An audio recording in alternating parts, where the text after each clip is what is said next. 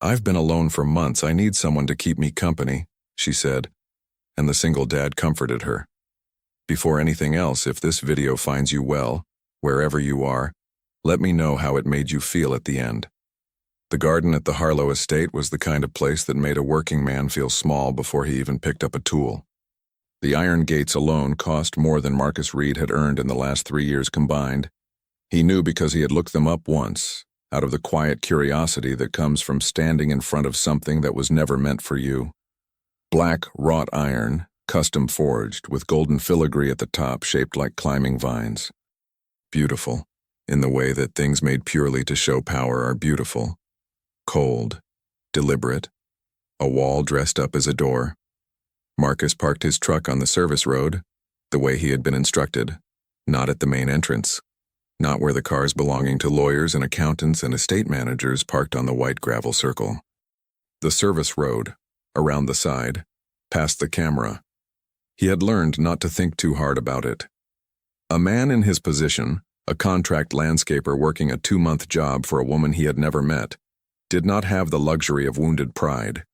He had a boy at home, a 7-year-old named Caleb who needed new shoes and a dentist appointment, and a father who came home every night with money in his pocket. Pride was for men who had more options than Marcus Reed. He pulled his equipment from the bed of the truck with the practiced economy of a man who had done it 10,000 times. Gloves, pruning shears, the older gas trimmer that still ran clean if you choked it right. The wheelbarrow with the slow leak in the left tire that he pumped up every morning before loading it. His tools were not new, they were not impressive, but they were maintained with a care that said something about the man who owned them. Every blade sharp, every handle clean, every hinge oiled. A man could tell you everything about his character, just by how he treats the things he uses every day. He had gotten the Harlow job through a referral from a woman named Patricia, who cleaned the estate twice a week and had mentioned to the estate manager, a thin man named Gerald Foss, that she knew a landscaper who was reliable and cheap. Cheap. Marcus had heard that word applied to him more times than he could count, and he had decided long ago to wear it without flinching. Cheap meant he showed up. Cheap meant he did the work without drama. Cheap meant he did not pretend to be something he was not. In a world full of men who overcharged and under-delivered, Marcus Reed was cheap and worth every penny of it. The morning he met Gerald Foss for the first time, the estate manager had looked at him the way certain kinds of men look at certain kinds of other men. A quick up and down, the eyes doing math, calculating worth in the span of 2 seconds and arriving at a number that was not flattering. Foss had given him a printed sheet of instructions. The flower beds along the east wall, the rose garden near the pool, the hedges on the south side that had grown uneven over the winter. He was not to operate near the main house before 10 in the morning. He was not to use the main entrance under any circumstances. He was not to interact with the property owner, Mrs. Diane Harlow, should he encounter her. That last instruction had been delivered with a particular emphasis, a slight hardening of the estate manager's already stiff posture, as if the idea of Marcus Reed, his work clothes, his calloused hands, his old truck, coming anywhere near Diane Harlow required a firm and deliberate prohibition. Marcus had nodded and folded the paper into his breast pocket and said nothing. There was nothing useful to say. A man in his position saved his words for the moments when words actually changed something. He had been working the Harlow estate for 11 days when the first real humiliation came. It happened at the gate. He had arrived 7 minutes early. Marcus was always early, always, because lateness cost money and money was the only margin between him and real trouble, and had buzzed the intercom on the service entrance and waited. The gate did not open. He buzzed again. A minute passed, then 2. He could hear voices on the other side of the wall, near the main entrance, and then the crunch of gravel under expensive shoes, and then a man appeared around the corner of the gate. The man was in his mid-40s, built soft in the way of men who had never done physical work a day in their lives, but who wore their softness wrapped in very good suits. Tan, dark hair, a watch that cost more than Marcus's truck. He was on a phone call, but when he saw Marcus standing at the service gate, he lowered the phone and looked at him with an expression that Marcus recognized immediately. The expression of a man who considered another man's presence an interruption barely worth acknowledging. "You the yard man?" the suited man said. Marcus felt the particular stillness that came over him in moments like this. A deepening of something in his chest. Not anger exactly. Something older and quieter than anger. Something that had been refined over many years of swallowing the same kind of moment. "Landscaper," Marcus said. "Marcus Reed. I have a contract through Mr. Foss." "The gate's on a timer," the suited man said, already raising the phone back toward his ear. "You'll have to wait." "I've been buzzing for 4 minutes," Marcus said. The suited man looked at him for a moment. A flat, assessing look, the kind that arrives at its conclusion before the other person finishes speaking, and then said loudly enough to be heard by the 2 other men who had now appeared behind him on the gravel, "The help is getting impatient." And then he laughed. It was a short laugh, the kind that is not really about humor but about position, about reminding a room, or in this case a driveway, who was in charge and who was not. The 2 men behind the suited man laughed as well. Marcus stood at the gate and did not move and did not speak. He let the laughter land on him the way rain lands on stone, present, real, cold against the skin, but not penetrating. He had been here before, in different versions of this same moment, in different yards and driveways and loading docks and parking lots. There was a whole geography of places where a certain kind of man could make another certain kind of man feel small, and Marcus had traveled it more than most. The gate buzzed open 30 seconds later. The suited man had already gone back to his phone call, walking away across the gravel without a backward glance. Marcus picked up his equipment and walked through and began his work. He worked for 4 hours that morning without stopping. The east flower beds needed more than trimming. There was root rot in the soil near the wall, and he spent 40 minutes on his knees digging it out with his hands, separating the dead from the living with the precision of a man who understood that sometimes the only way to save something is to be willing to get dirty. He thought about Caleb while he worked. He always thought about Caleb while he worked. The boy was in 2nd grade, and he had a teacher named Mrs. Alvarez who sent notes home about Caleb's reading and his unusual tendency to sit with the children who were eating alone at lunch. That was Caleb. 7 years old and already understood something that most grown men never figure out, that the loneliest person in the room deserves company more than the most popular one. Marcus didn't know where the boy had learned it. He suspected the boy had simply been born knowing it, the way some people are born with an ear for music or an eye for beauty. It was the kind of goodness that arrived whole and did not need to be taught. It was also, Marcus knew, the kind of goodness that the world would spend a great deal of time trying to knock out of him. He ate his lunch in the cab of his truck, a sandwich he had made at 6 that morning, a thermos of coffee, 2 apples. He allowed himself no more than 20 minutes. Then he returned to the hedges on the south side, which turned out to be worse than the instruction sheet had suggested. Someone had let them go for at least 2 seasons. He adjusted his schedule mentally, calculated the additional hours required, added it to his internal running account of time and money and survival math. He did not notice the window above the south garden. He did not notice the shadow behind the glass. A figure in a wheelchair, very still, watching him work with an attention she herself could not fully explain. He did not know that someone had been watching him since mid-morning. He did not know that the woman in that wheelchair had seen him stand at the gate and absorb the laughter of men who thought themselves his betters, and had seen him walk through afterward and simply go to work. And that something about the way he had done it, the absolute stillness of it, the refusal to perform injury, had stayed with her long after she had turned away from the window. He would not know any of that for another 3 days. What he did know, as he loaded his equipment back into the truck at the end of the afternoon, was that his wheelbarrow tire had finally given out completely, splitting along the rim. He would need to replace it before tomorrow. He did the math. He could manage it if he skipped the grocery run he had planned and used the emergency 20 he kept folded behind his driver's license. He drove home, made dinner for Caleb, helped him with his reading, sat on the edge of the boy's bed in the dark until the small breathing slowed and deepened and the day was finally over. Then he went to the kitchen and sat alone and was quiet for a while. the way a man sometimes needs to be quiet after a day that has cost him something he cannot fully name. There was a particular kind of fatigue that had nothing to do with the body. Marcus Reed knew it well. What he did not yet know was that somewhere on the other side of those iron gates, another person was sitting alone in the dark for exactly the same reason, and that the distance between them was far shorter than either of them believed.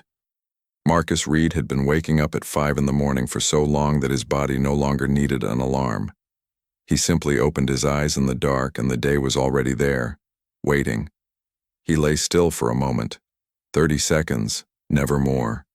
And in those 30 seconds he allowed himself to exist without a plan. Then he rose. The apartment was small. 2 bedrooms, 1 bath, a kitchen with a window that looked out on the parking lot.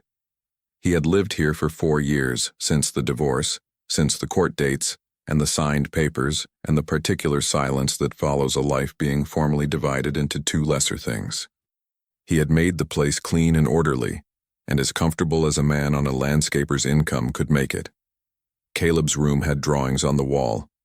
Animals, mostly, rendered in crayon with the unself-conscious precision of a child who has not yet been told he cannot draw. The living room had a second-hand sofa and a good lamp and a shelf of books that Marcus actually read, which was the one small luxury he allowed himself without guilt. He made coffee before anything else. Strong and black, the way his father had drunk it, the way his grandfather had drunk it before that.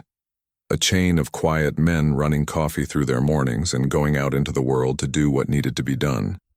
His father had been a carpenter. His grandfather had worked the docks in Baltimore for 32 years. Men who used their bodies and asked nothing in return, except to be left with their dignity at the end of the day. Marcus had understood from a very young age that this was not a small thing to ask. The world had a long habit of finding ways to charge extra for it. He packed Caleb's lunch while the coffee brewed. The boy was particular about his sandwiches. Peanut butter, no jelly, cut diagonally, not straight across. Marcus had learned this through the patient science of fatherhood.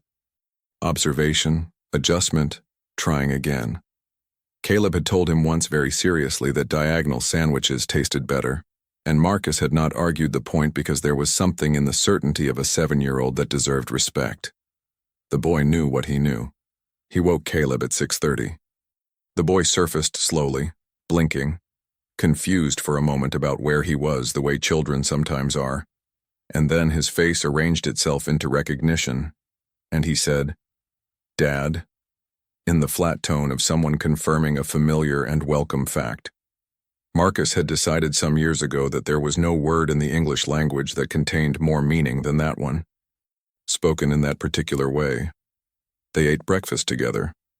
Marcus asked about school. Caleb told him about a boy named Jordan who had cried at recess because some older kids had taken his lunch, and how Caleb had given him half of his own. Marcus listened. He did not say that was a good thing to do immediately, the way adults often rush to conclude a child's story with a moral. He let the boy finish. He let the telling be complete. Then he said, "That was exactly right." And Caleb nodded as if this was simply a confirmation of something he had already known, but was glad to have verified. Marcus drove him to school, dropped him at the front entrance, watched him walk up the steps and through the door without looking back. Caleb never looked back. He had a forward-facing quality, an orientation toward what was ahead, rather than what had just been left behind. Marcus envied it sometimes. He had spent a great deal of his own life looking backward, at the marriage that had failed, at the choices that had narrowed his options, at the younger version of himself who had once believed things about the future that the future had not bothered to honor. He drove to the Harlow estate, parked on the service road. The gate opened on the correct schedule this time. Foss must have adjusted the timer after the incident, though no one had mentioned it, apologized for it, or acknowledged it in any way. That was fine. Marcus had not expected an apology. He had learned not to expect the acknowledgement of small injustices from people who did not believe small injustices required acknowledgement. It was easier that way. The accounting stayed clean. He worked the south hedges for 2 hours. The previous day's trimming had revealed a structural unevenness in the growth pattern. One side had access to better light, which meant the root system underneath was also asymmetrical, which meant the hedge would keep growing crooked unless he addressed the foundation, rather than just managing the surface. He noted this in the small notebook he kept in his chest pocket, alongside his invoice records and his materials lists. If he was going to fix it properly, he would need to recommend a partial reset and replanting along the north edge. That would require an additional conversation with Foss, which Marcus did not look forward to but would handle because it was the right approach, and he had long ago decided that doing the job correctly mattered more than doing the job easily. At 10:15, he moved to the rose garden near the pool. This was, by any measure, the most beautiful part of the estate's grounds, a circular arrangement of climbing roses on iron trellises, surrounding a tiled seating area and a pool that was clearly no longer used regularly. The roses were in late-season stress, some of them holding blooms that were past their peak, the petals beginning to darken at the edges. He worked through them carefully, removing the spent blooms, checking the canes for black spot, adjusting the ties where the growth had pulled away from the trellis. He heard the wheels before he saw her. A soft mechanical sound on the stone path, the particular friction of polyurethane against old tile, directional and deliberate. He turned, and there she was, Diane Harlow, moving along the covered walkway that ran between the main house and the garden, her chair moving at the measured pace of someone who was not in a hurry because hurry had long since become irrelevant to her situation. She was younger than he had expected. He had formed an impression from the estate, from Foss's manner, from the suited men at the gate, an impression of someone older, more formidably established, a woman whose wealth carried the weight of generations. But she looked 33 at most, dark hair, pale skin, a face that had once been composed and was now composed again in a different way, with the particular arrangement of features that belongs to people who have recently lost something large and are still learning how to hold their face in its absence. She stopped on the walkway. She saw him see her. For a moment, neither of them spoke. He did not know the protocol for this. The instruction sheet had been explicit about not approaching the property owner, but it had not specified what to do if the property owner appeared while he was working, and so he defaulted to the most neutral available position. He nodded once and returned his attention to the rose he had been examining. "The climbing rose on the east trellis has canker," she said. He looked up again. She was looking at the trellis, not at him, but the statement had been clearly addressed to him. Her voice was composed, that same deliberate composure, but underneath it there was something fragile, like a voice that had recently recovered from disuse. "I noticed," Marcus said. "I'll address it on Thursday if that works with Mr. Foss's schedule." She did not respond to the mention of Foss. She continued looking at the rose. "My husband planted that one," she said, "the year we moved in." A pause. He wasn't particularly good at gardening. He just liked the idea of it. Marcus said nothing.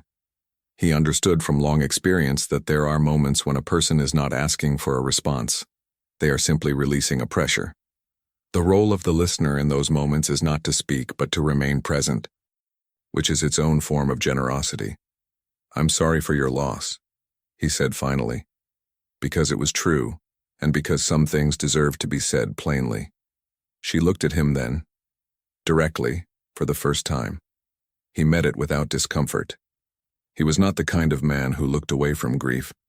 "Thank you," she said. She held his gaze for a moment longer than convention required. Then she turned the chair and moved back toward the house, and he returned to his work, and neither of them spoke again that day. He was halfway through the afternoon's trimming when Gerald Foss appeared on the path, walking with the brisk, displaced energy of a man whose job it was to manage other people's problems, and who had recently been given a new one. He stopped a few yards from Marcus and clasped his hands in front of him. "Mr. Reed," Foss said, "I believe the instruction sheet was quite clear about not engaging with Mrs. Harlow." Marcus set down his shears. He did not rush his response. "She spoke to me," he said. "I answered. I was respectful.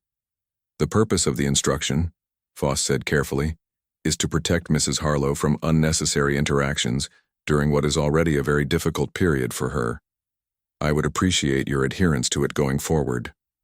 The word unnecessary landed the way Foss had likely intended it to, as a categorization of Marcus Reed as a type of thing, specifically the kind of thing from which a grieving woman needed to be shielded. Marcus let it land. He picked up his shears. He said, "Understood," and went back to work. Foss stood there for a moment longer, as if waiting for something. A flinch, perhaps, or a display of injury that would confirm the hierarchy had been properly reinforced. When nothing came, he turned and walked away. Marcus worked until 6. On his way out, passing the south wall of the main house, he glanced up once, he did not fully understand why, and saw the upstairs window again. The light was on. The silhouette was there. She was not looking at the garden this time. She was looking at her hands folded in her lap. And the posture of those hands, the absolute stillness of them, was the most eloquent thing Marcus Reed had seen in a very long time. He recognized it instantly. It was the posture of a person trying to hold themselves together, quietly and without witnesses, because they had convinced themselves that no one would understand even if they tried.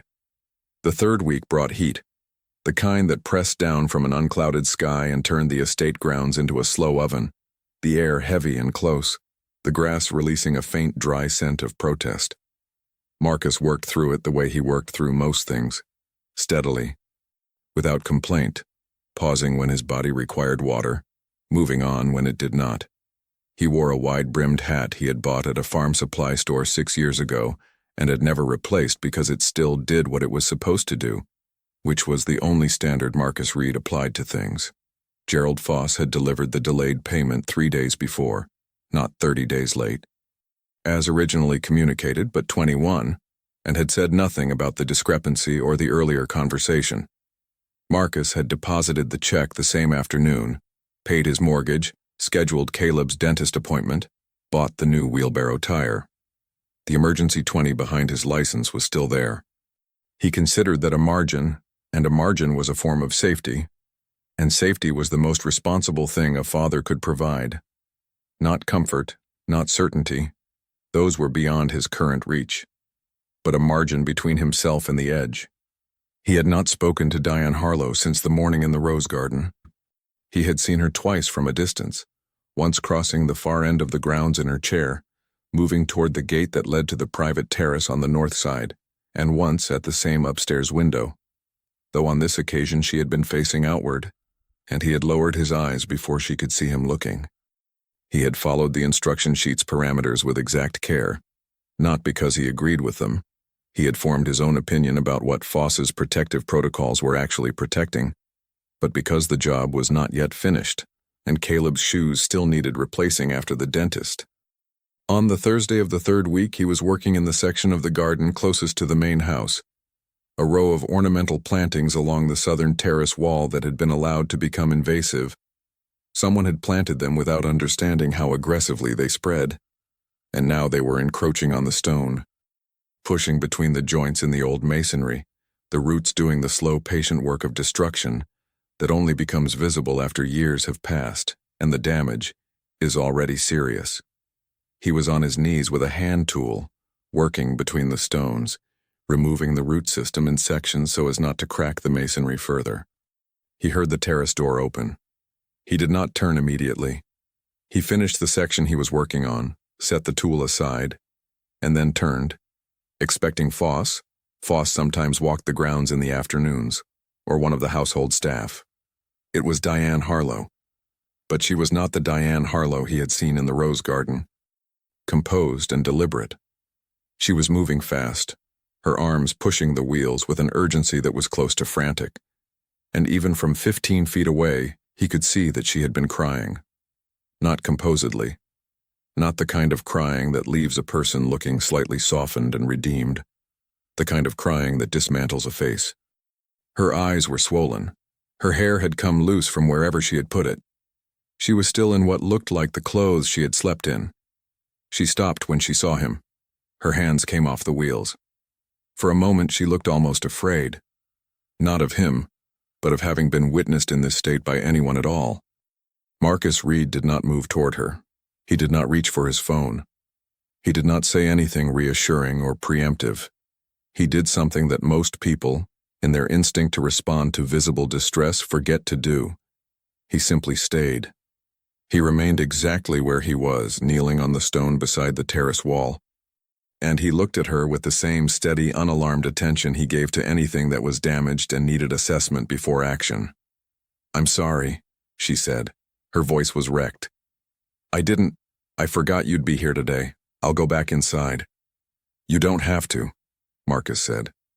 She stopped. The offer had been so quiet and so plain that it seemed to confuse her for a moment, as if she had been prepared for the polite performance of concern and had received instead something she could not categorize. She started, stopped, pressed one hand flat against her sternum, the involuntary gesture of a person trying to physically manage something internal. "I'm sorry. This is completely inappropriate. She shook her head. Her jaw tightened. The effort to recompose herself was visible and enormous and failing. "Mrs. Harlow," Marcus said, gently but without softness, the way a person speaks when they want to be heard through noise. "You don't need to manage this in front of me. I'm not anyone who needs to be managed." It was a strange thing to say. He knew that when he said it. But it was the most accurate thing available to him in that moment, and Marcus Reed, when presented with a choice between accurate and safe, had a long habit of choosing accurate. Something in her expression changed. Not a full change, not relief or gratitude, nothing clean or resolved. More like a fractional decrease in one specific tension, the tension of performance.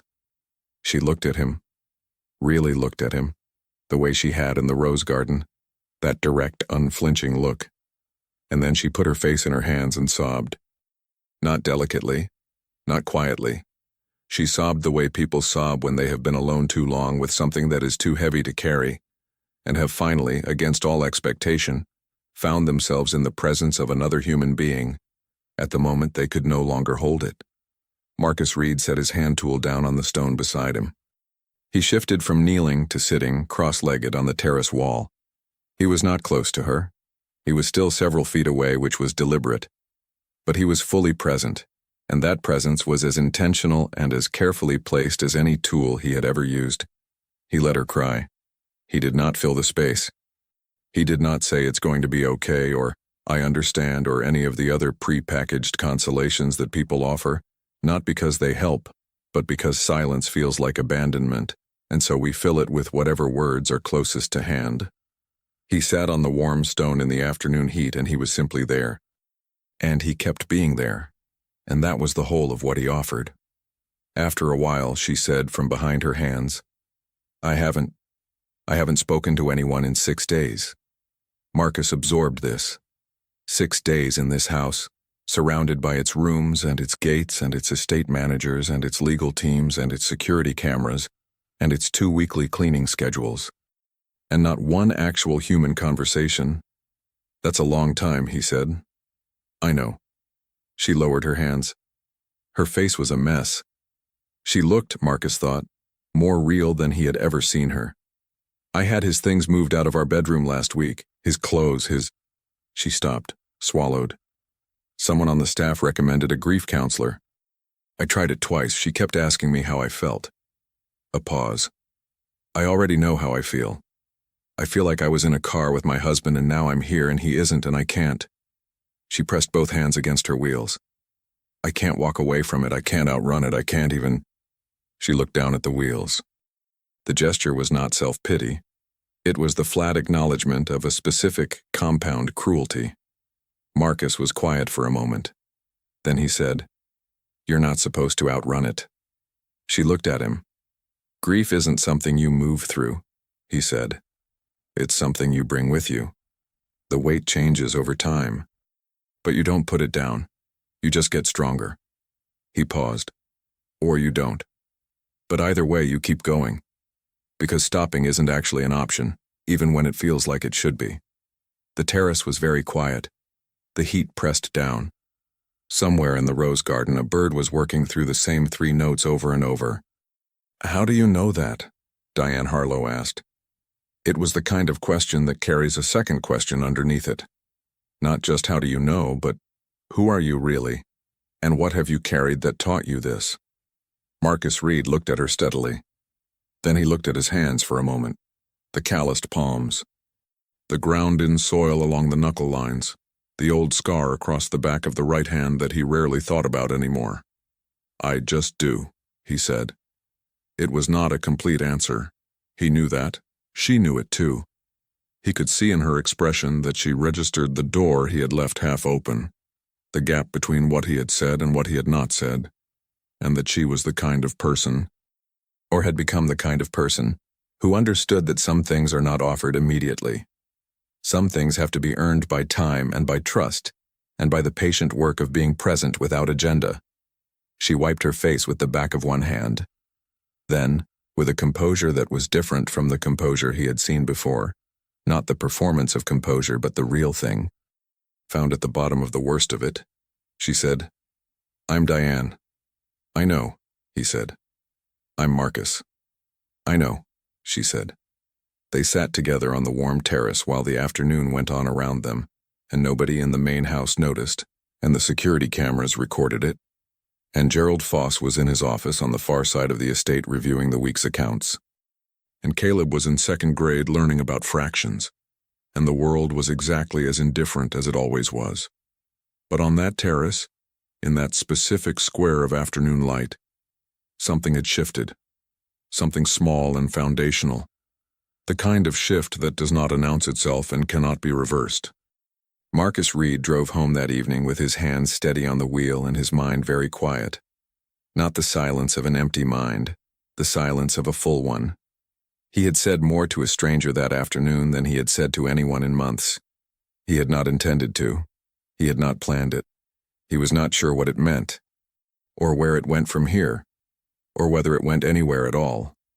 What he was sure of, with the certainty of a man who has spent decades learning to trust his own instincts, was that Diane Harlow needed something the estate, and the staff, and the lawyers, and the grief counselors, and the beautiful iron gates could not give her, and that somehow, improbably, without any plan or logic to support it, she had found it in a man kneeling beside a stone wall, pulling roots out of the ground.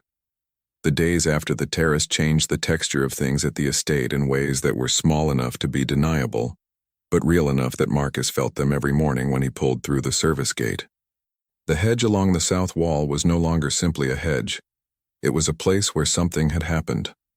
The stone path to the rose garden was no longer simply a path. A man who works with his hands and his attention learns to read the quality of a space the way other men read text. He understood, without being able to articulate it precisely, that the grounds themselves had been altered. Not structurally. Something subtler than that. A change in what the silence contained. He had said nothing to anyone about the afternoon with Diane Harlow. There was no one to tell, really, and if there had been, discretion would have prevented him.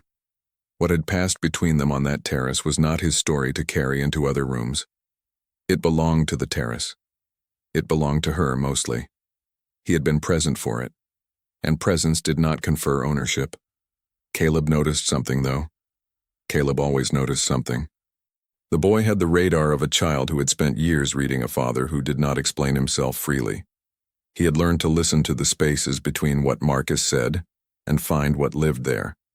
That Friday evening over dinner, he put down his fork and looked at his father with the particular gravity of a 7-year-old who has decided to say something that matters to him. Are you okay, Dad? Marcus looked at his son. The boy's eyes were steady and serious and brown and, Marcus thought for the 100th time, too old for his face in a way that was both beautiful and faintly heartbreaking. He reached across the table and gripped the boy's hand once, briefly. Yeah, he said. I'm good. I'm real good. Caleb studied him for another moment, applying the same patient forensics he used for everything, and then apparently concluded that this was acceptable, picked up his fork and said, Jordan wants to come over on Saturday, can he? Sure, Marcus said. And just like that, the conversation closed. The way good conversations between fathers and sons sometimes do. Not because nothing more was needed, but because everything necessary had been said. Marcus looked at his son eating his dinner in the small, bright kitchen of the small apartment. and he felt something that he had no precise word for and had stopped trying to name. A warmth that was also an ache. A fullness that was also a kind of fear. The specific emotional signature of loving someone so much that their well-being has become indistinguishable from your own. He had fought for that. He wanted to be clear about that, in his own private accounting. He had fought for the right to be in that kitchen on that Friday evening. The divorce had been many things. Painful, expensive, humiliating in the particular way that legal proceedings are humiliating. The way they reduce the whole of a human life to a series of documents and arguments. But the central battle, the one that had mattered more than the house or the money or the car, was custody. Marcus had wanted full custody. His ex-wife had wanted the same. The lawyers had cost him everything he had saved, and then everything he had borrowed, and in the end they had settled, joint, alternating weeks. And Marcus had stood in the courthouse parking lot afterward and sat on the hood of his truck and looked at the sky for a long time. What he had felt in that parking lot was not quite grief and not quite relief. It was something more fundamental than either. The feeling of a man who has gone to the absolute limit of what he can endure and discovered that the limit was real, but that he had, in fact, not exceeded it. He had held. He had, not without cost, but he had held. His weeks with Caleb, he had decided, were the weeks when he was most completely himself. The weeks without the boy, at his mother's, in the other apartment, in the other life, were the weeks when Marcus Reed went through the motions of a life with a precision and a discipline that looked, from the outside, indistinguishable from contentment. He showed up. He worked. He ate. He slept. He woke and did it again. He did not allow himself to perform the suffering publicly, because Caleb did not need a father whose pain was visible and burdensome. He needed a father who was steady, and so Marcus was steady, at considerable and unwitnessed personal cost, and called it his job. This is the math that invisible men do. The quiet arithmetic of sacrifice that no one tallies and no one sees and no one thanks you for, because for the accounting to remain clean you have to do it without announcing it. Marcus Reed understood this the way a man understands the weight of something he has been carrying for a long time. You stop noticing the weight after a while. You just notice what you can and cannot do with it on your back. On the Monday of the 4th week, Gerald Foss called him into the estate office, a room that smelled of printer paper and contained a desk so aggressively organized it looked like a challenge, and informed him that there had been a complaint about his work schedule. Specifically, that he had been seen on the South Terrace during a period outside his designated working zone, and that Mrs. Harlow had mentioned his presence to Foss in a context that Foss described with notable imprecision as concerning. Marcus listened to all of this. Then he said, "Did Mrs. Harlow say she was uncomfortable?" Foss paused. It was a short pause, but it was the pause of a man recalibrating. "She said you spoke to her." "I did," Marcus said. "She was in distress. She spoke to me first. I responded." "The instruction sheet is for my protection and hers," Marcus said. "I understand that.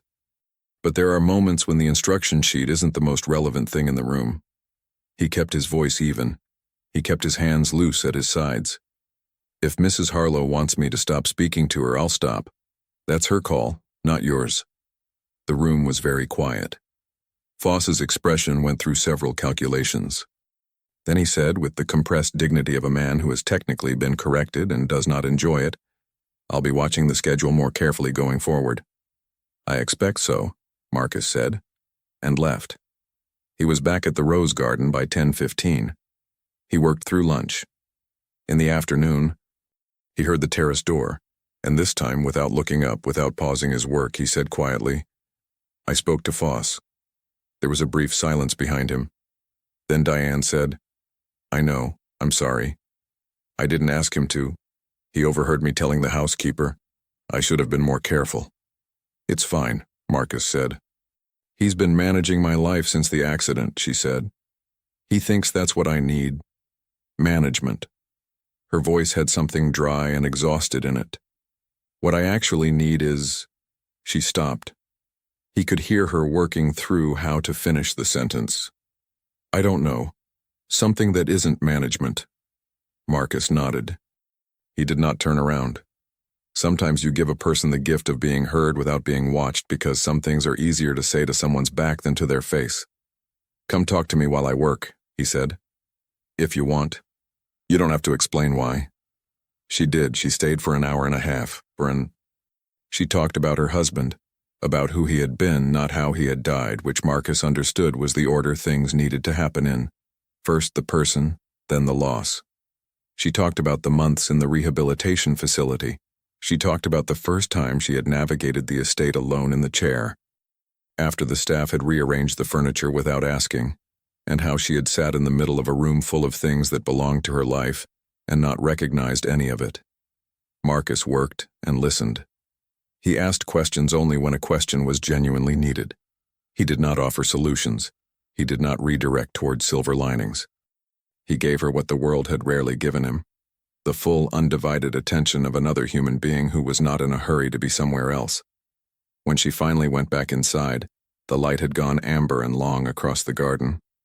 Marcus gathered his tools slowly. He was aware, in a way he had not been before, that something was building between them. Not romantic yet, or not only romantic, but something larger and more foundational than that. A trust. The slow, serious kind. The kind that takes root in silence and does not announce itself until it is already deep. He was also aware, with the same steady clarity, that there were people at this estate who were going to work very hard to make sure it did not continue. And he was aware, more than anything, that for the first time in a long time, he was not entirely sure he was going to let them. It was Caleb who broke it open. Not intentionally. The boy had no idea what he was breaking open. He was 7 years old, and he had asked a simple question one Wednesday afternoon when Marcus had picked him up from school and taken him, as a treat, to the small diner 2 miles from their apartment that served the kind of pie that made Caleb briefly unreachable to ordinary conversation. They were in the booth by the window, Caleb working through a slice of cherry pie with the focused solemnity he brought to things he loved. And he looked up and said, out of nowhere, "Dad, why don't you talk about when you were younger?" Marcus set down his coffee. He looked at his son. The boy was watching him with the calm patience of a child who has learned that some questions require a little time before they get answered properly. "What made you think about that?" Marcus said.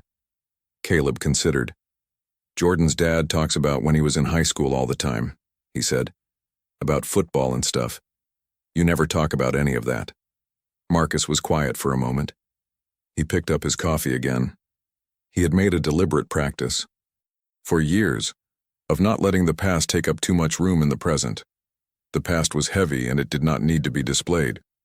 But looking at his son across that diner table, he understood something. A boy who does not know where his father came from will spend his life filling the gap with whatever imagination provides. And imagination, unchecked, tends toward either mythology or suspicion. Neither served Caleb well.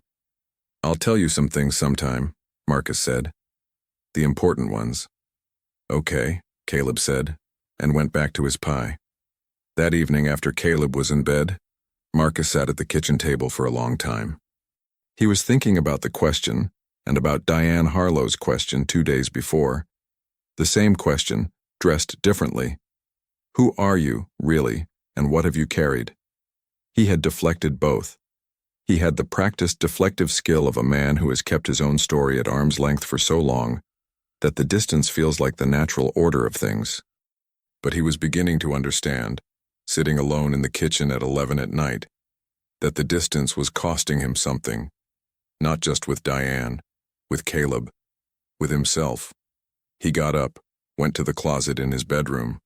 On the high shelf, behind a box of Caleb's winter clothes and a set of spare bedding, there was a smaller box, a cardboard, unassuming, the kind of box a careful man puts things in when he wants them preserved but not accessible. He brought it down and set it on the kitchen table and opened it. Inside, a photograph. A man in his late 20s in a dress uniform standing at parade rest. Jaw set, eyes forward. The uniform was Army. The rank insignia on the collar was First Sergeant. The man in the photograph looked like a version of Marcus Reed that had been filed at higher resolution, sharper, harder, more certain. The Marcus Reed of the kitchen table looked at the man in the photograph for a long time. Also in the box, a folded citation, a service record, a Purple Heart in its small velvet case. A photograph of a patrol base in a country that had never been a country in the way most people meant when they used that word. Just geography that had been assigned a flag and then left to deal with the consequences. And a letter handwritten from a man named Corporal Antoine Davis addressed to Marcus personally, dated 11 years ago, written from a VA hospital in Georgia. The letter said, among other things, "You came back for me when everyone else had kept moving. I don't know how to say what that means, I just need you to know I know." Marcus folded the letter along its original creases and put it back in the box.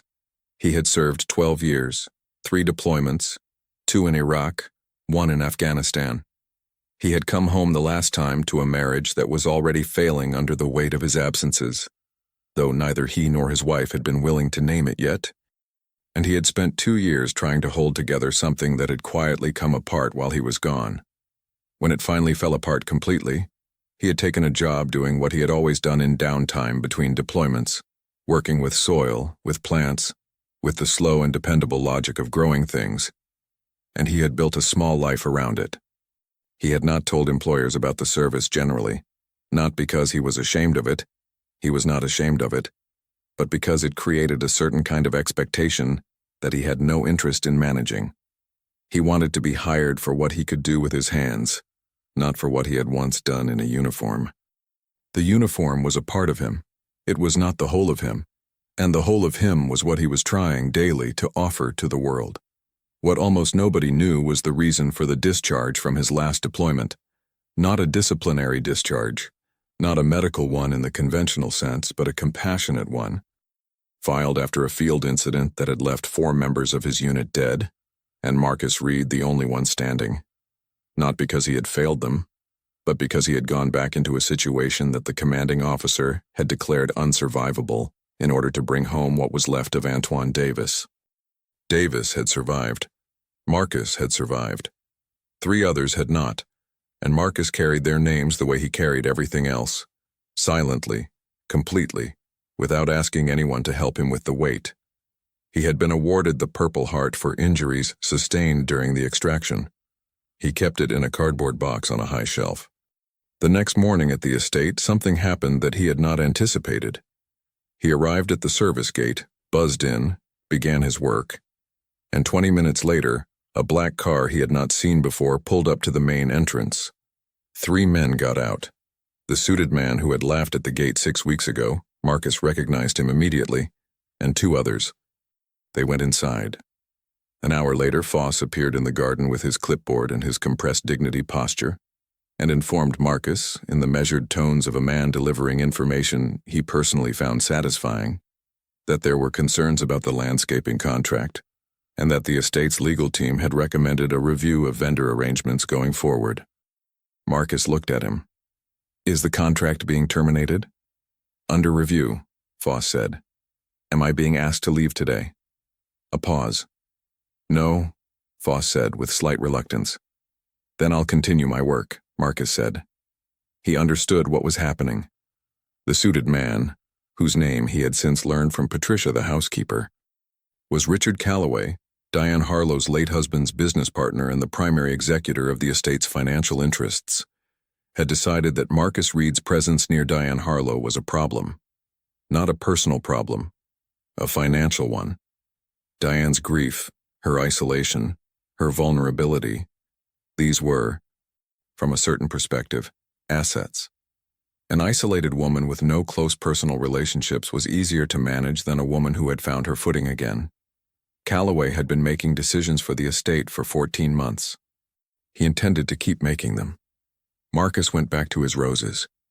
He worked with his hands in the soil and thought about what a man does when the thing he wants to protect is not his to protect, when the decision belongs entirely to someone else, and his only role is to be present and let them make it. He thought about Caleb, about Antoine Davis's letter, about the men whose names he carried. At 2 p.m, Diane appeared on the terrace. Her face was tight. She had clearly been in conversation with Calloway, and it had left marks. She moved her chair to the edge of the terrace and looked at Marcus and said, "Without preamble, Richard told me that your being here is inappropriate, that you've been taking advantage of." She stopped. Her jaw was set. "I told him he was wrong." Marcus looked at her. "He's not entirely wrong to be concerned," he said. She blinked. "Excuse me?" "He's wrong about the reason," Marcus said. "But he's right that something has shifted here. Between us." He let that sit. "I just think he's looking at it wrong. He sees a liability. I see." He paused. He was not a man given to declarations, but there were moments when the distance between accuracy and safety collapsed entirely. "I see a woman who deserved to be treated like a person a long time ago, and wasn't. And I think that matters more than his concerns about the arrangement." The terrace was very quiet. "Who are you?" Diane Harlow said. Not unkindly, not rhetorically. She asked it the way a person asks a question when they have been waiting a long time for the space to ask it properly. Marcus looked at his hands. Then he looked at her. Then he told her. He told her about the 12 years, about the 3 deployments and what they had cost him and what they had given him that nothing else could have given him, the understanding, absolute and undecorated, of what a human being is capable of enduring. He told her about coming home to a marriage that had used up its last reserve in his absence. He told her about the divorce and the custody fight and the parking lot outside the courthouse. He told her about Caleb, not as a detail, but as the center of everything, the reason all the math made sense, the reason the margin behind the license existed, and the wheelbarrow tire got fixed and the gate got buzzed every morning no matter what was waiting on the other side. He told her about Antoine Davis, about going back, about the 3 names he carried. He did not perform any of it. He did not build toward effect.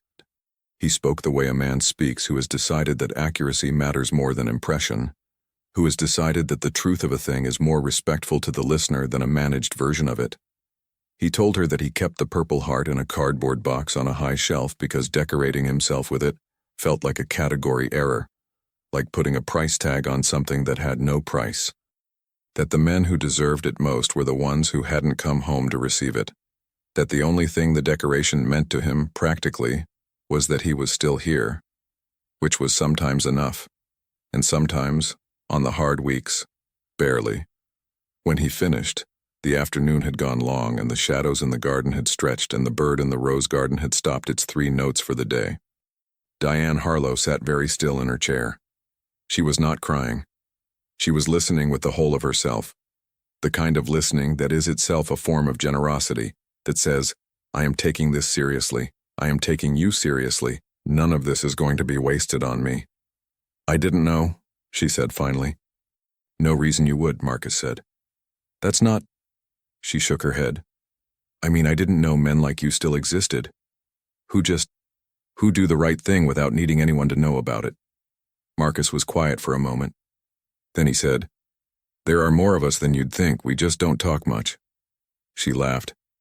It was a small laugh, surprised out of her by the gentleness of the observation, and it was the first time he had heard her laugh, and it was the most human sound the estate had produced in all the weeks he had been there. He thought it was probably the most human sound the estate had produced in over a year. He drove home that evening knowing that the contract review was likely the end of his work at the Harlow estate. Calloway would see to that. The suited men always saw to that.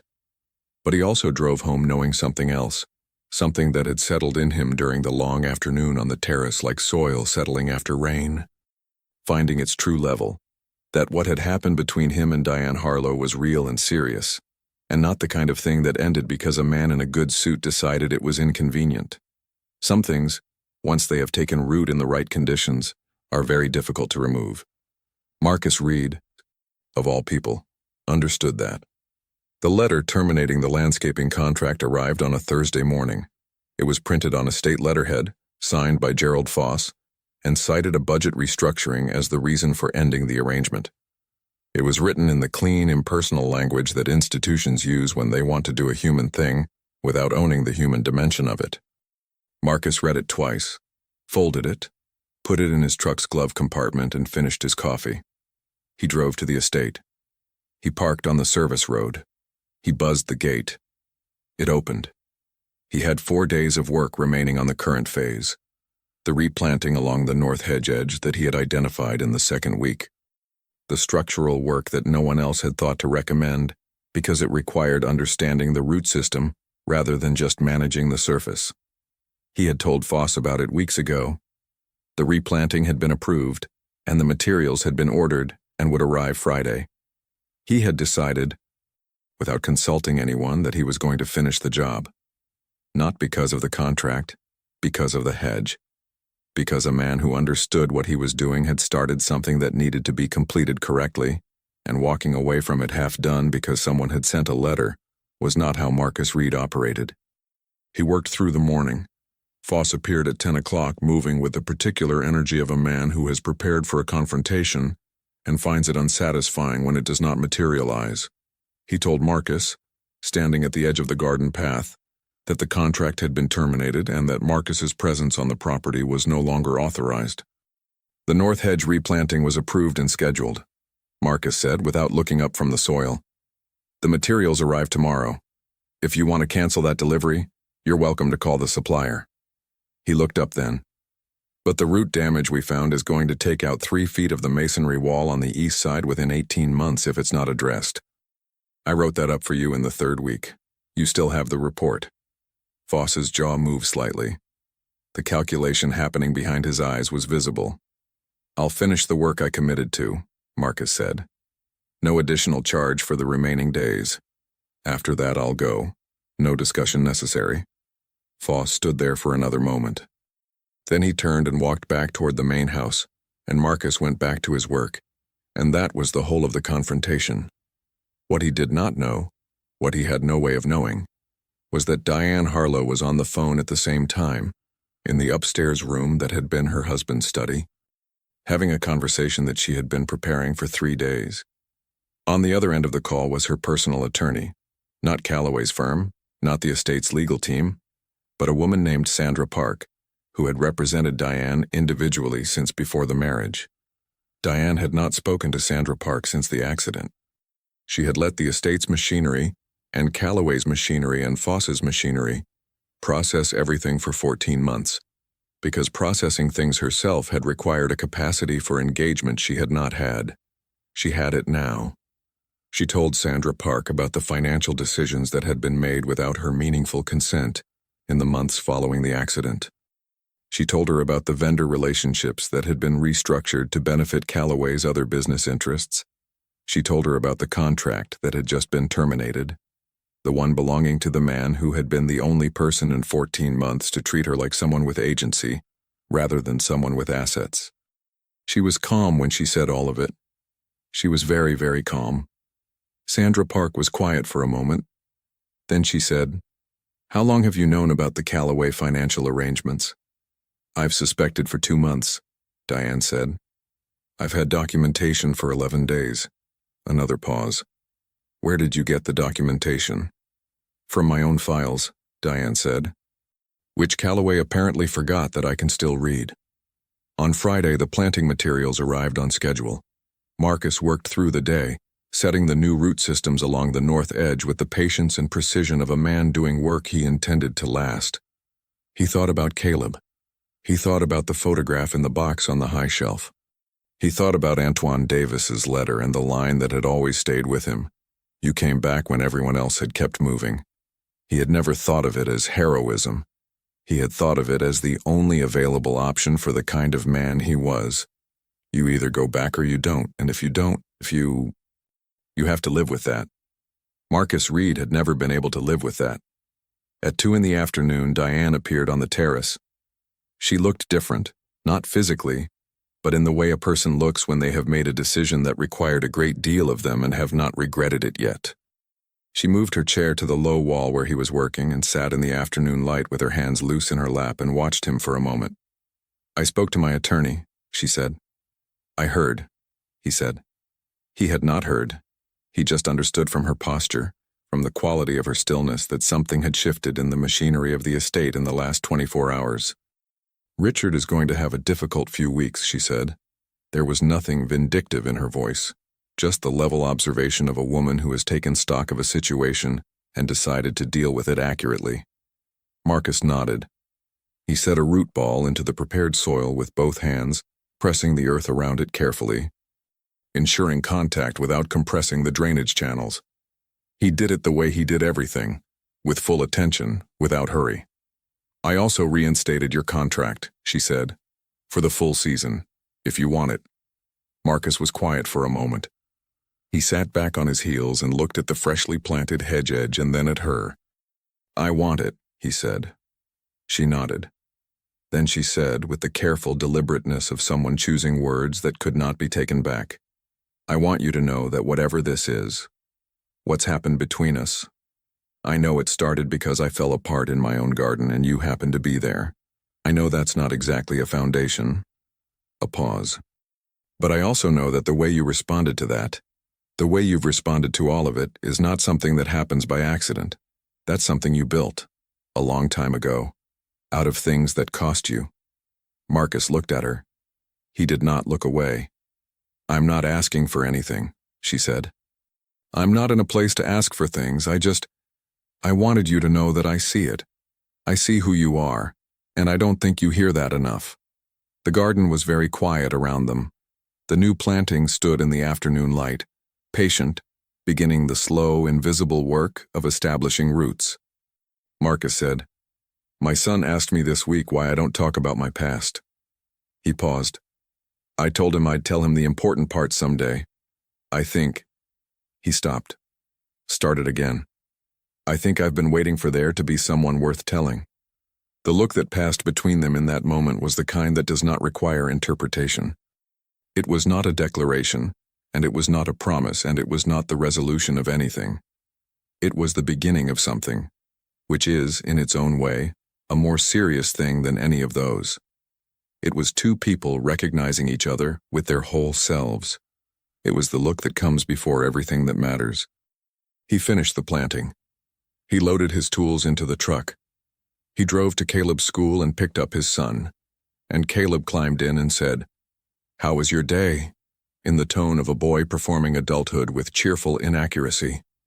And Marcus said, "It was a good one," which was accurate in a way that reached further back than the day, further back than the estate, further back than the divorce and the deployment in the courthouse parking lot, and the whole long geography of a life that had cost a great deal and was, against considerable odds, worth every penny of the cost. He took Caleb to the diner with the good pie. He told him some things about when he was younger, the important ones. Caleb listened with the grave attention of a boy who understood, without being told, that what was being given to him across the table was not simply a story, but something closer to a key, a way of understanding the man his father was, and therefore a way of understanding who he himself might become. He asked questions carefully, the way his father had taught him by example. He did not interrupt. When Marcus finished, Caleb sat with it for a moment, fork resting in his pie, and then said, with the devastating simplicity that children sometimes produce when they cut past every layer of complication to the thing that is actually true, "You're the best person I know, Dad."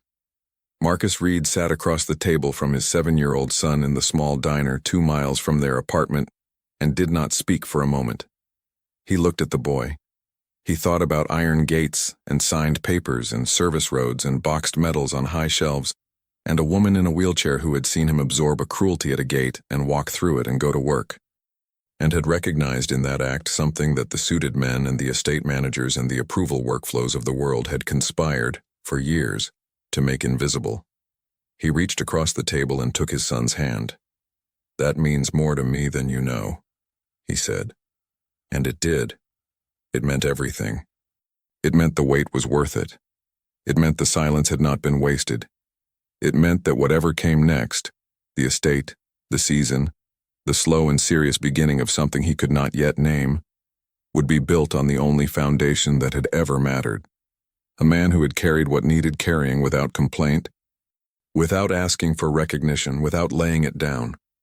A man who, when it was finally offered, recognition, connection, the simple miracle of being seen clearly by another human being, had known what to do with it. He had stayed. He had been present. He had told the truth. And sometimes, in a world that charges heavily for dignity, that is the whole of what victory looks like. Some men are never celebrated. They are simply, quietly, irreplaceable.